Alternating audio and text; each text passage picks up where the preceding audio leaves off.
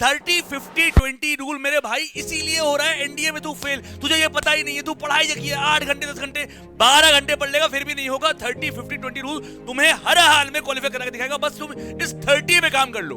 सोच के तो देखो एक बार, तुम एग्जामिनर की तरह सोच के तो देखो। जो 13 अप्रैल को पेपर आएगा तुम्हारी आंखों के सामने आ जाएगा, अगर तुमने एक बार ये माइंडसेट डेवलप कर लिया। कोई बात नहीं कर रहा यार, कोई बात नहीं कर रहा कि what is the real psychology behind MCQ. ये वो सीक्रेट है ना जो तुम्हें, और ये आखिरी बात है तुमसे कि ये 500 क्वेश्चन बस।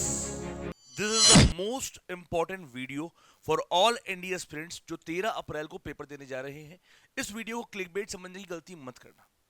जय हिंद एवरीवन। आप में से बहुत लोग ऐसे हैं जो इस बार एनडीए 1 2025 पहली बार अटेम्प्ट करने जा रहे हैं, कुछ लोग दूसरी बार करने जा रहे हैं, तीसरी बार करने जा रहे हैं, और आई एम श्योर इस वक्त आप अपनी लाइफ की बेस्ट एफर्ट्स डाल रहे होंगे। 12th के बाद यार एनडीए का सपना पहला होता है, अपना होता है, और उसकी प्रिपरेशन करना एक बहुत अच्छा टाइम होता है जिसमें बच्चा अपना बेस्ट डाल रहा होता है। पर क्या अगर मैं आपसे बोलूं कि आपके 8-8 10-10 घंटे की हुई मेहनत बेकार हो सकती है अगर आपने कुछ बातों का ध्यान नहीं रखा? क्या हो अगर आपके 10 घंटे 12 घंटे इतने पढ़ने के बाद, इतने क्वेश्चन लगाने के बाद भी आप एनडीए क्वालिफाई ना कर पाओ? तो ये गलती आपसे ना हो जो बहुत सारे बच्चों से होती है, इसलिए ये वीडियो बना रहा हूं। इस वीडियो को पूरा जरूर देखिएगा। प्यारे बच्चों, एनडीए के पेपर की आज 3 बहुत खास बातें मैं आपसे करने वाला हूं। पूरी अपने एक्सपीरियंस को निचोड़ कर डाल दूंगा आपके साथ। 1 दशक से ऊपर हो चुका हूं, हजारों बच्चों को ऊपर ट्रेन कर चुका हूं बच्चों को, और आज मैं आपके बीच में वही एक्सपीरियंस शेयर करने वाला हूं कि क्या वो कारण है जो बच्चा नहीं समझता एग्जाम से पहले और वो फेल हो जाता है। Number 1, trend analysis. आज हम 3 पैरामीटर से बात करने वाले हैं। Trend analysis, mindset of examiner, और number 3 most important, psychology behind MCQ based exam. हमारे 4 ही ऑप्शन क्यों होते? 3 क्यों नहीं होते? 2 क्यों नहीं होते? 5 क्यों नहीं होते? क्या वो रीजन है? बहुत साइंटिफिक बातें करेंगे, कट टू कट बातें करेंगे, सब कुछ आपको सीधे समझ में आएगी। तो चलिए शुरू करते हैं। सबसे पहले बात करते हैं ट्रेंड एनालिसिस। अगर आपने अभी तक की तैयारी आप एनडीए की कर रहे हो और आपने 2006 से लेकर 2025 तक का ट्रेंड आपने खुद से देखा होगा, तो ये चीज जो मैं बताने वाला हूं ये शायद आप ऑब्जर्व कर चुके होंगे।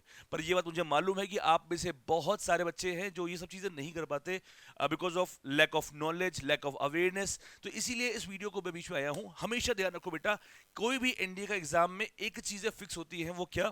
30-50-20 रूल। यानी कि एक बात समझिए, यूपीएससी जो भी एग्जाम एक साल में करवाता है, लगभग 12-13 एग्जाम होते हैं यूपीएससी द्वारा संचालित। हर एक एग्जाम के लिए उनकी प्रॉपर टीम होती है, प्रॉपर डिजाइन करते हैं जिसमें कहीं भी गलती नहीं होती। उनकी एसओपीज एकदम क्लियर होती है और वैसे ही बनता है पेपर। आज मैं वो राज बताने वाला हूं आपको एनडीए पेपर बनाने के पीछे की, कि अगर वो समझ गए ना तो आपको मजा आ जाएगा। और अगर ये वीडियो कहीं यूपीएससी वाले देख लिए तो वो कहेंगे यार ये तो हैक हो गया।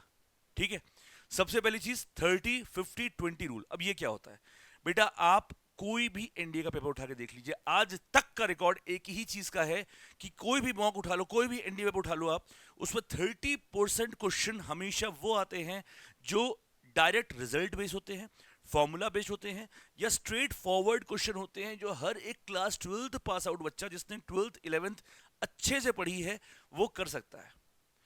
50% क्वेश्चन वो होते हैं पेपर में हमेशा जो आपके 2 लाइन के होते हैं, 3 लाइन के होते हैं, जहां थोड़ा सा दिमाग, थोड़ा सा लॉजिक, शॉर्टकट, जुगाड़ लगाकर आप पेपर में कर सकते हो। और 20% वो होते हैं जिसमें multiple operations, multiple steps involve होते हैं, जो हाई लेवल का होता है, जो एकदम क्रीम लेवल का होता है। यूपीएससी का बहुत सिंपल सा एक माइंडसेट है। यूपीएससी आपको अलाउ करता है कि आप अच्छा स्कोर कर सको, पर साथ में उसको ये भी देखना होता है कि जो सबसे बेहतर है वो कौन है, जो एवरेज है वो कौन है। मतलब बहुत सिंपल सा है, वो 30 क्वेश्चन बिल्कुल स्ट्रेट फॉरवर्ड क्यों रखते हैं उसके पीछे का रीजन है बेटा। वो चाहते हैं कि आप कट ऑफ क्लियर कर ले। एनडीए कट ऑफ कितना आता है? लगभग 70 नंबर, और अगर लास्ट 2 बार की बात करें तो 60 नंबर एनडीए मैथ्स का कट ऑफ गया है। ऐसे में आपको एक बात की गारंटी हो जाती है कि अगर 30% आपके क्वेश्चन पेपर में सिंपल आ रहे हैं और 30% ही मैथ्स का कट ऑफ है, इसका मतलब यूपीएससी चाहता है कि आप कट ऑफ तो आराम से क्वालिफाई कर लो अगर आप 12th 11th आपने अच्छे से पढ़ी है तो। नंबर 2, असली गेम चेंजर होता है ये 50 क्वेश्चंस। असली गेम चेंजर होता है 20 क्वेश्चंस। मतलब ये 50 क्वेश्चंस जो आपको आने चाहिए अगर आपने सही से पढ़ाई करी है। जैसे कि मैं हमेशा अपने ऑफलाइन में बोलता हूं कि बच्चों ये 70 ये 80% ये तुम्हारा डोमेन है और ये 20% से तुम्हें बचना है। ये 80% अगर तुमने खेल खेल लिया तो हो गया इंडिया क्वालिफाई, कोई रोक नहीं सकता। वही मैं तुमको भी कहना चाहता हूं कि ये जो 80% है तुम्हारी डोमेन ये है। यूपीएससी का एग्जाम में बच्चा दे रहा होता है तो उसके दिमाग में ये होता है मैं कितने क्वेश्चन अटेम्प्ट कर लूं, बट फैक्ट ये है कि सिलेक्शन आपके चॉइस ऑफ क्वेश्चंस पर डिपेंड करता है। कौन से क्वेश्चन करने वाले हैं उन्हें छोड़ना नहीं है, और जो क्वेश्चन नहीं करने वाला है उसे छूना नहीं है। यहां नेगेटिव मार्किंग इन्वॉल्व है, तो ये बहुत जरूरी हो जाता है। मेरे गुरुजी थे, उन्होंने एक डायलॉग था कि जिंदगी में मयंक तुम्हें ये पता होना चाहिए कि क्या करना है, पर उससे कई गुना ज्यादा जरूरी ये जानना है कि तुम्हें क्या नहीं करना है। वैसे ही पेपर के दौरान मैं बोलता हूं अगर 60 क्वेश्चन आपके डोमेन के हैं, वो करने से बहुत ज्यादा जरूरी होता है आपको वो 60 क्वेश्चन पहचानना जो आपको नहीं करने हैं, या वो 50 क्वेश्चन जो आपको नहीं करने हैं, या वो 40 क्वेश्चन जो आपको नहीं करने हैं। तो ये एनालिसिस आप अपने दिमाग में रखें। जो बच्चे भी इस वक्त बहुत पैनिक होंगे, मालूम है 20 दिन से भी कम बचा हुआ है, इस वक्त पैनिक होना स्वाभाविक है, पर मैं आप सबको एक एश्योर करता हूं अगर आप एमजीएस को अपना परिवार मानते हो तो आपको पैनिक होने की बिल्कुल जरूरत नहीं। हमारा भरोसा सिर्फ मेहनत पर है, हमें प्रोसेस को अच्छा करना है, रिजल्ट हमारे हाथ में नहीं है, और अगर प्रोसेस अच्छा हुआ तो रिजल्ट अपने आप अच्छा हो जाता है। फिर बोल रहा हूं, जो मैं यहां बता रहा हूं पूरी एनालिसिस कर रहा हूं, तब बताया पूरी रिसर्च करके आपके लिए आया हूं, और ये चीजें आपको नहीं मालूम चलती। आप कितना भी हार्ड वर्क कर रहे हो पर डायरेक्शन ही सही नहीं है तो क्या आप अच्छा कर पाओगे? नहीं कर पाओगे। वैसे ही ट्रिगो, एलजेब्रा, एलजेब्रा में मैंने एमएनडी भी डाल दिया है, पीएनसी भी डाल दिया है, ठीक है। 2D 3D vector, stats, prob, differential calculus, integral calculus, कुल मिला के मोटा मोटी ये आपकी 6 ब्रांचेस हैं जो पूरी मैथ्स को बनाती है, ठीक है भाई। ट्रिगो हो गया, एलजेब्रा हो गया, एलजेब्रा में एमएनडी भी है, 2D 3D वेक्टर है, स्टैट्स, प्रोबेबिलिटी है, डिफरेंशियल कैलकुलस है, और इंटीग्रल कैलकुलस है। मेरे भाई हमेशा से ध्यान रखो, यूपीएससी का फेवरेट ट्रेंड जो होता है वो ये होता है 4:2 का रेशियो। अब ये 4:2 का रेशियो क्या है? एग्जाम्पल देता हूँ। एक पेपर आया, 17 का पेपर था, trigo, algebra, 2D 3D vector, stats, probability एकदम इजी दे दिया, वहां पर ये पार्ट टफ दे दिया। 2016 आया, उसमें ये और वो आसान दे दिया, 2 डिफिकल्ट दे दिया। तो यूपीएससी का बहुत सिंपल सा ट्रेंड है, ये जो 6 सेक्शंस बनाए हैं, 6 ब्लॉक बनाए हैं, इनमें से 4 ब्लॉक ऐसे हैं जो यूपीएससी हमेशा आसान देता है और 2 ब्लॉक से क्वेश्चन टफ देता है। जब एक एग्जामिनर पेपर बना रहा होता है तो उसके माइंड में ये होता है कि 6 ब्लॉक्स हैं, हमको 4 ब्लॉक से क्वेश्चन इजी देने हैं जिसे बच्चे कर लें, और 2 ब्लॉक से क्वेश्चन ऐसे देने हैं कि बच्चा फंस जाए। अब ऐसे में आप लोग में से आप लोग को बहुत लोग रिकमेंड करते हैं कि आप ये चैप्टर छोड़ दो, आप लोग को बहुत लोग रिकमेंड करते होंगे कि सब कुछ पढ़ो। मैं इन दोनों में नहीं रहता। मैं आपको हमेशा बोलता हूं एज अ स्टूडेंट, आपको इस वक्त ये करना चाहिए, पहले भी करना चाहिए था और अभी करना चाहिए, कि आपको ये देखना बहुत जरूरी है कि मुझे कोई चैप्टर नहीं छोड़ना, बट सब टॉपिक जरूर छोड़ना है। यानी एक चैप्टर में, जैसे बच्चों को जो मैं पढ़ाता हूं, मैं एक पिरामिड मॉडल देता हूं कि कौन सा एक चैप्टर है, उसमें 10 सब टॉपिक है, कौन सा सबसे इंपॉर्टेंट है, कौन उसके बाद है, फिर उसके बाद कौन है, फिर उसके बाद कौन है। तो जो हाई वेटेज स्कोरिंग टॉपिक्स है, इजी टॉपिक है, वो आप छोड़ेंगे नहीं, और जो एक स्कोर भी नहीं आता, क्वेश्चन आते भी नहीं है, उससे डिफिकल्ट टू अंडरस्टैंड भी है, उसे आप छोड़ दीजिए। अगर आप इस प्रिंसिपल को फॉलो करेंगे, देखिए एक आपसे बोल रहा है सब कुछ पढ़ो, कुछ ना छोड़ो, एक आपसे बोल रहा हूं चैप्टर छोड़ दो। मैं आपसे ना पहला दूसरा नहीं बोल रहा हूं, मैं आपसे बोल रहा हूं आप सब कुछ पढ़ेंगे, बट जिस चैप्टर के सब टॉपिक में इश्यूज हो रहा है, जो आपको नहीं आ रहा है या स्कोर कम रखता है, उससे हम छोड़ देंगे। क्लियर है? इससे क्या होगा कि हमारा इंट्रोडक्शन हर एक सेक्शन से होगा। इससे क्या होगा? इससे ये होगा कि वो 4 सेक्शन जो पेपर में इजी आएंगे आप आराम से कर लोगे, और वो 2 सेक्शन जहां से पेपर डिफिकल्ट आएगा उसको आप आइडेंटिफाई करके छोड़ सकते हो। समझ में आई मेरी बात? अब आते हैं पार्ट 2 पर, माइंडसेट ऑफ एग्जामिनर। इतने सालों से पढ़ा रहा हूं, इतनी बार बच्चों को मेरी आंखों के सामने बच्चे आए हैं, क्वालिफाई हुए हैं, नहीं हुए हैं, जो पेपर सेट करते हैं, बहुत सारी भाई बातचीत होती है उनसे। भाई मैं भी masters, NIT, NET, GATE, JRF मेरा भी, और जो पेपर सेट करते हैं वो भी वही क्वालिफिकेशन रखते हैं। तो जब बात होती है तो एक मजा आता है, समझ में आता है कि यूपीएससी का एग्जामिनर सोचता कैसे है। और मैं आपको बहुत सिंपल बोलता हूँ, अगर आप ये समझ जाए ना कि एग्जामिनर का माइंडसेट क्या है, वो पेपर कैसे बनाता है। आप लोग हमेशा बोलते हो ना कि सर आपका पढ़ाया हुआ डिट्टो क्वेश्चन क्यों फंसता है। बिकॉज मैं जब पढ़ाता हूं तो मैं एग्जामिनर के माइंडसेट से पढ़ाता हूं कि अगर मैं एग्जामिनर हूं तो मैं किस तरह के क्वेश्चन देना पसंद करूंगा बच्चों को, और उसके अकॉर्डिंग पढ़ाता हूं। तो कहीं ना कहीं वो चीज कोलिनियर होती है और आपको डिट्टो क्वेश्चन मेरे पढ़ाए हुए नोट्स में से मिलते हैं। अब आज मैं तुमको वो सीक्रेट सिखाने जा रहा हूं, बहुत ध्यान समझना। पहला, मिस्ट्री बिहाइंड ऑप्शंस। हमेशा ध्यान रखो, जब अगर मैं एग्जामिनर हूं, मैं जब पेपर बना रहा हूं, तो सबसे पहली बात प्लीज अंडरस्टैंड, मैं तुम्हारा दुश्मन नहीं हूं, मैं तुम्हारा दोस्त हूं। मैं खुद चाहता हूं तुम अच्छा स्कोर करो। तो हम लोग क्या करते हैं, सबसे पहले सब टॉपिक डिवाइड करते हैं। भाई जिस रेशियो में क्वेश्चन पेपर में एक स्टैंडर्ड आता है, उससे 19-20 का फर्क पड़ता है, 19 लाख 20 लाख का नहीं। यानी फॉर एग्जाम्पल अगर ट्रिग्नोमेट्री के 15 क्वेश्चन मुझे देने हैं तो मैं 14 दे सकता हूं, मैं 16 दे सकता हूं, मैं 18 दे सकता हूं, पर मैं 25 भी नहीं दे सकता और मैं 5 भी नहीं दे सकता। ये एक स्टैंडर्ड मॉडस ऑपरेंडी है जो हमको फॉलो करना ही पड़ेगा। अच्छा, ये भी समझ में आ गया। दूसरी बात, ऑप्शंस। यार एक बात समझनी है, हमको पेपर में स्टेप नहीं लिखना होता। वहां पे स्टेप मार्किंग 12th में हम लोग क्या करते हैं, हम लोग को एक क्वेश्चन होता है, हमको प्रॉपर स्टेप बाय स्टेप के नंबर्स होते हैं, पर यहाँ पे आपको स्टेप के नंबर नहीं मिलते। एक बात आपने और सोचिए, कभी जो पेपर होता है उसमें लिखने की जगह बहुत कम होती है, रफ करने की जगह बहुत कम होती है। क्यों ऐसा होता है? क्या यूपीएससी के दिमाग में ये कभी नहीं आया होगा कि 2 पन्नों की जगह 4 पन्ने 6 पन्ने दे दें, बच्चे आराम से कर लें? नहीं, क्योंकि जो पेपर सेट होता है वो भी इस तरह से होता है कि 30, मैंने अभी आपको रेशियो दिखाया ना, 30% क्वेश्चन रिजल्ट बेस्ड होते हैं, जहां आप सिर्फ फॉर्मूला लिखोगे या पहला स्टेप लिखोगे, आपका आंसर आ जाएगा। सीधा सीधा प्रॉपर्टी पूछ लेता है, सीधा सीधा रिजल्ट पूछ लेता है, सीधा सीधा फॉर्मूला बेस्ड क्वेश्चन पूछ लेता है, सीधे वैल्यू पुटिंग पे आंसर आता है। तो लगभग 30% क्वेश्चन तो आपके पेपर में ऐसे सॉल्व हो जाते हैं हर बार। ये चैलेंज के साथ मैं बोलता हूं, ठीक है। तो मिस्ट्री बिहाइंड ऑप्शंस का मतलब बहुत सिंपल सा होता है। यूपीएससी बहुत खिलवाड़ नहीं करता। यूपीएससी का एक चीज होता है यार, कभी कभी आपने देखा होगा कि 4 ऑप्शन में से एक ऑप्शन बहुत लंबा लिखा होता है, बहुत मेहनत की होती है। तो क्यों की हुई है मेहनत? आप समझ रहे हो साइकोलॉजी बिहाइंड दैट, कि वही आंसर होता है। अभी इसका मैं ट्रेंड आंसर एक वीडियो बनवाऊंगा आप लोग के लिए, तुक्का वाला, उसमें मैं दिखा दूंगा कि जिस क्वेश्चन में बहुत लंबे लंबे ऑप्शन बनाए गए हैं, थोड़ा सा अलग से बनाए गए हैं, वही आंसर हमेशा फिट बैठता है, ठीक है। ऑल्सो अगर हमारे ऑप्शंस हैं तो वहां स्टेप मार्किंग नहीं है, तो हमें आधा कैलकुलेशन मेंटल करना होता है। इसके लिए मैं बोलता हूं बेटा प्रैक्टिस ज्यादा करो, रिजल्ट्स याद करो। फॉर एग्जांपल आपको मालूम है कि 1 + cos 2 theta 2 cos square theta होता है, आप प्रूव भी कर सकते हो, पर अगर ये रिजल्ट याद है तो आप पेपर में सीधे यूज करोगे, है ना। नहीं याद है तो आप नहीं करोगे। tan theta + cot theta 2/sin 2 theta होता है, ये आपको याद है। कैसे याद है? क्योंकि आपने 5-6 बार घर में प्रैक्टिस कर ली है, तो वहां आपको जरूरत नहीं है sin upon cos cos upon sin LCM लेके करने की, नहीं, कोई जरूरत नहीं है। 2/sin 2 थीटा होता है। अगर cot theta minus tan theta 2 cot 2 theta होता है, तो ये आपने याद कर लिया है। कैसे? प्रैक्टिस करके। The more you sweat in peace, the less you bleed in war. जितनी आपकी तगड़ी प्रैक्टिस होगी ना, उतना ही कम एग्जाम में प्रेशर होगा और लोड होगा। जहां स्टेप मार्किंग है नहीं, ऑप्शंस हैं, तो आधा कैलकुलेशन मन में, आधे रिजल्ट्स, आपका टाइम भी बचता है और पेपर भी कर लेते हैं। दूसरी चीज, ह्यूमन एंगल। प्लीज अंडरस्टैंड, कोई एआई मॉडल पेपर नहीं बना रहा जो मुझे लुक अलाइक बनाने हैं। वो भी इंसान है और उसको भी बहुत सारे काम होते हैं, तो ऐसा नहीं है। उनका बस एक फंडा होता है, उनका एक फंडा होता है कि पेपर में मुझे इतने परसेंट क्वेश्चन डिफिकल्ट डालने हैं। अब कभी वो ट्रिग्नोमेट्री से भी होता है।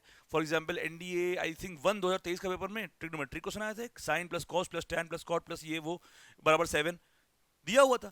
अब वो क्वेश्चन नॉर्मल तरीके से नहीं होता। हाँ, कहने को मैं कह सकता हूँ सॉल्व हो जाएगा, पर एक स्टूडेंट के माइंडसेट से नहीं हो सकता। वहीं कभी क्वेश्चन क्वाड्रेटिक से डिफिकल्ट देता है, कभी बाइनोमियल से डिफिकल्ट देता है, तो वो सेक्शन उनको मालूम है। पर अगर आप सही तैयारी किए हो तो आपको मालूम है कि इस बार इस सेक्शन से क्वेश्चन मजबूत पूछा है, उसे ना करिए। पेपर डिफिकल्ट है या पेपर आसान है, इसकी डिबेट बहुत चलती है। मैं आपसे बोलता हूँ डिबेट आज के आज खत्म करते हैं।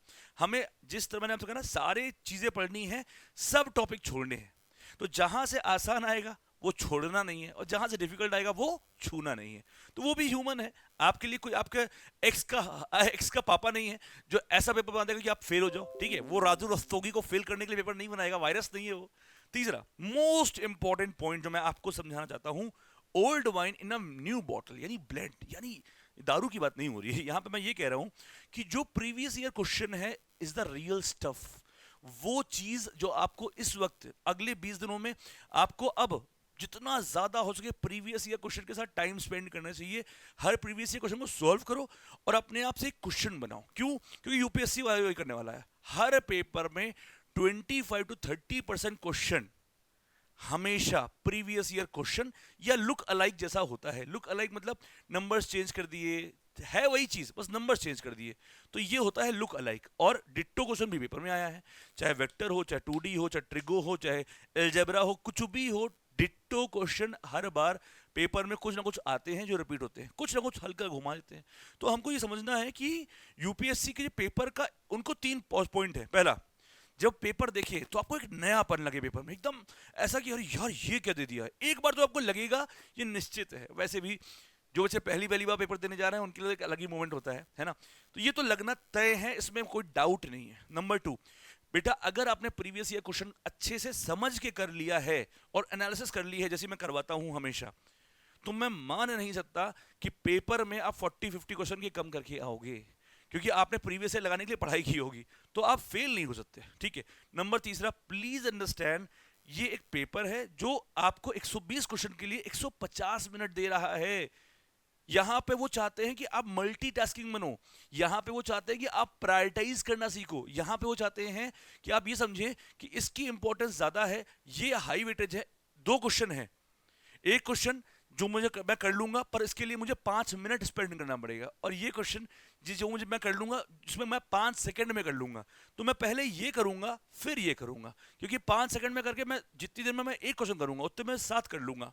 वही पेरेटो प्रिंसिपल। ठीक है, हमको अपनी एफिशिएंसी को समझना पड़ेगा, हमको अपनी स्पीड को समझना पड़ेगा।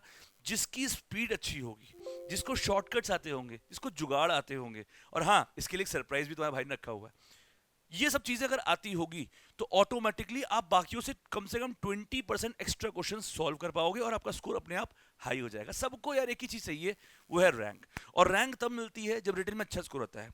और maths is a game changer. Math हो या गैट हो, दोनों ही गेम चेंजर वैसे तो है, पर मैथ में एक बच्चा सिर्फ 45 कर पाया, दूसरा 70 कर लिया। डिफरेंस क्या था? नॉलेज का नहीं, स्पीड का, कैलकुलेशन पार्ट का, एनालिसिस पार्ट का, ट्रिक्स, जुगाड़। That will make a difference always. Clear है सभी को? बताइए। फिर आता है अगली चीज, साइकोलॉजी बिहाइंड एमसीक्यू। ये जो एमसीक्यू उसके पीछे साइकोलॉजी क्या होती है? नंबर 1, नो स्टेप्स रिक्वायर्ड, जो मैंने आपको ऑलरेडी बता दिया। मोस्ट अप्रोप्रिएट, अब ये गैट में बहुत जरूरी होता है। हम लोग गैट में, स्पेशली इंग्लिश में भी, कि हम लोग सोचते हैं ये वर्ड मिला है इसकी मीनिंग क्या होगी। प्लीज अंडरस्टैंड, उन चारों में सबसे नियरेस्ट आंसर सही क्या है वो टिक करना होता है। We have to choose appropriate, ना कि करेक्ट। पेपर में मोस्ट अप्रोप्रिएट होता है। मोस्ट अप्रोप्रिएट मतलब जो सबसे ज्यादा सिमिलर हो, सबसे आसपास हो हमारे आंसर्स के, जिसे बोलते हैं ना कि आपकी प्रोबेबिलिटी में आना चाहिए, वो अप्रोप्रिएट होना चाहिए, करेक्ट नहीं। अगला, तुक्का। आई डोंट बिलीव इन तुक्का। मैं तुक्का लगाने कभी नहीं बोलता कि जय माता दी रॉक्स। हाँ, but there is a science involve, there is a science behind तुक्का।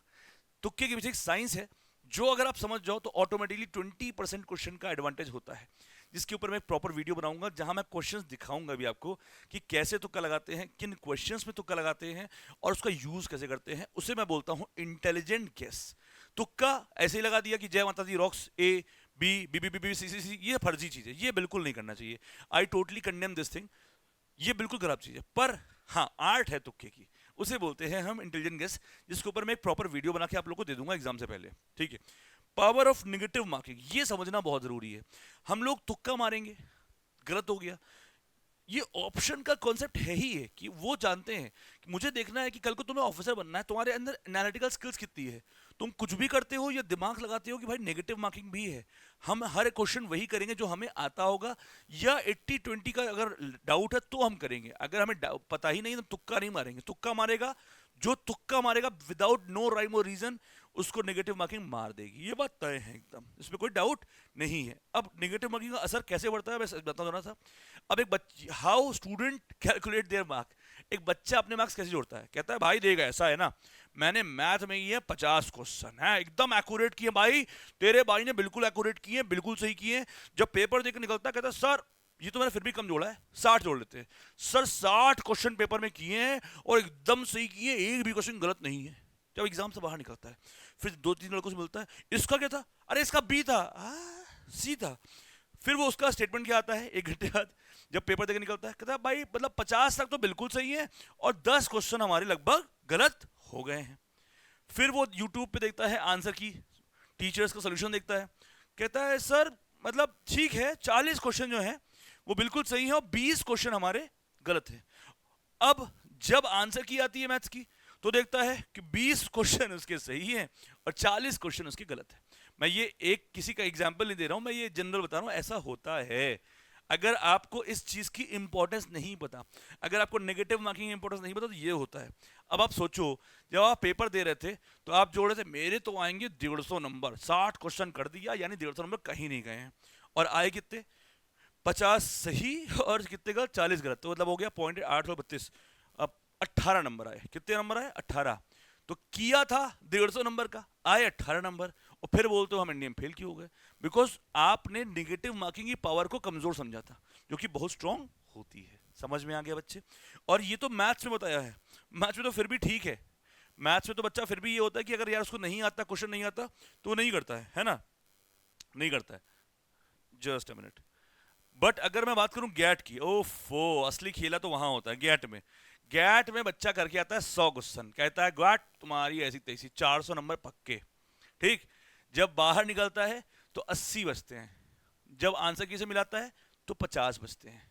अब 50 क्वेश्चन सही, वो कितना जोड़ रहा था 400 नंबर, आए कितने 200 नंबर। गलत, 200 नंबर कहाँ है, क्या बात कर रहे हो सर 50 सही है तो 200 नंबर हो गया। अच्छा 50 सही और 50 गलत भी तो है मेरे लाल, तो लगभग आप मोटा मोटा लगा लीजिए तो आपके कितने नंबर चले गए, 50 क्वेश्चन गलत हुए, 1.3 से लगा लो, लगभग 63 नंबर माइनस कर लो इसमें से 63, तो अगर 60 भी कर लो तुम 140 137 नंबर आ गए नहीं आ गए। अब 137 में कट ऑफ भी क्लियर नहीं होता बेटा, ये है रियलिटी। तो प्लीज अंडरस्टैंड, आपको मैं एक और डेटा प्रोवाइड करता हूं, आप लोग के लिए बहुत जरूरी है इस वक्त। आप जब पेपर देके आते हो, जितने भी यूट्यूब हैं, जितने भी गूगल पे हैं, आपको जो भी आंसर की बताता है इंक्लूडिंग एमजीएस, मैं फिर किसी को पर्टिकुलर को टारगेट नहीं कर रहा हूं, उनकी आंसर की में एटलीस्ट 10 to 15% की एक्यूरेसी की गलती होती है। ये बात एकदम तय है, क्यों होती है कैसे होती है वो मैं डिस्कस अभी नहीं करूंगा यहाँ पे, पर होती है। इवन हम लोगों को छोड़ो, एनडीए को छोड़ो, जो सिविल सर्विसेज होती है जो एकदम प्रीमियम होती है, वहां की जो कोचिंग की आंसर की आती है, आईएएस की एग्जाम प्रीलिम्स की, वहां भी एक्यूरेसी में दिक्कत आती है। तो ये बात फैक्ट है, यूपीएससी इज अनप्रेडिक्टेबल एग्जाम, ठीक है। तो ये होता है कि यूपीएससी की आंसर की में कुछ ना कुछ मिस्टेक आती है। जब तक आप इन बातों का ध्यान नहीं रखोगे बेटा, आप कितना भी अच्छा पढ़ाई कर लो नहीं कर पाओगे। बट जब इतना मैं बता रहा हूं, सुन के तुम डिस्टर्ब हो गए होगे कि यार सर आप तो हम लोग को मतलब नर्वस कर दिए, आप तो हम लोगों को सर घबरा दिए। अरे घबराए तुम्हारे दुश्मन, तुम्हारे साथ तुम्हारा भाई खड़ा है, ठीक है। अब एक चीज मैं आपसे वादा करता हूं, ऐसी चीज लेकर आ रहा हूं जिसके बाद से आपका मैथ्स का डर बिल्कुल गायब हो जाएगा। वो क्या, मैं आपको YouTube की हिस्ट्री में बवाल होने वाला है। मैं आपको कल अपने बनाए हुए टॉप 500 क्वेश्चंस करवाने वाला हूं। कहां पे करवाने वाला हूं, YouTube पे करवाने वाला हूं। कितने बजे से करवाने वाला हूं, 25 तारीख को शाम 6 बजे से, मे भी सुबह 3 बज जाए 4 बज जाए, जितना भी बच जाए मुझे कोई फर्क नहीं पड़ता। मैं एक बार शाम को 6 बजे शुरू करूंगा, जितना समय लगेगा मैं आपको टॉप 500 क्वेश्चन प्रोवाइड करने वाला हूं। और इस वादे के साथ करने वाला हूं, ये है थंबनेल, है ना, ये है थंबनेल, टॉप 500 क्वेश्चन प्रोवाइड करने वाला हूं। अब इसकी इंपॉर्टेंस को आप समझ लीजिए, ये वो क्लास है, तुम लोग कह रहे हो ना मैथ्स में डर लग रहा है सर, मैथ्स में क्वेश्चन कहां से आएंगे। मैं आपको बस ज्यादा नहीं बोल रहा, इतना ही बोल रहा हूं कि एनडीए के पेपर में तुम क्वेश्चन मिला लेना, बट 13 अप्रैल को पेपर होगा, मिला लेना।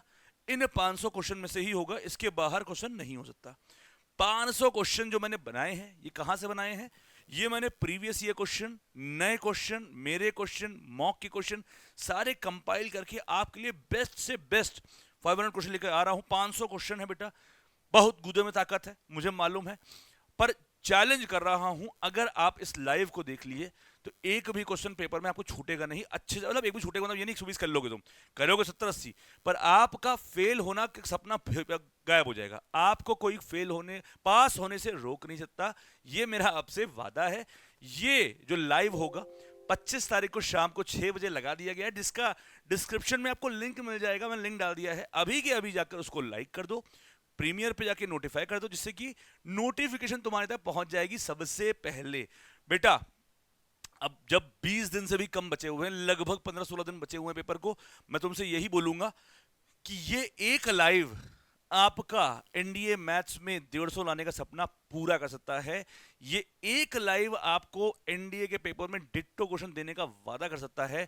पर इस लाइव को आने से पहले माइंडसेट बना के आना, क्योंकि ये बहुत उन बच्चों के लिए है जिन्हें एनडीए इस बार क्वालिफाई करना है। तुम चाहे 12th पास आउट जस्ट अभी हुए हो, पुराने हो, एकदम पुराने हो, जिनका लास्ट अटेम्प्ट है, सबको ये वीडियो शेयर कर दो और बोल दो कि भाई 25 तारीख को शाम को 6 बजे हमारे बीबीआर यानी हमारे भाई आ रहे हैं हमारे लिए 500 का बेस्ट क्वेश्चन लेकर, और इस क्लेम के साथ कि सवाल एनडीए के पेपर में यहीं से आएगा।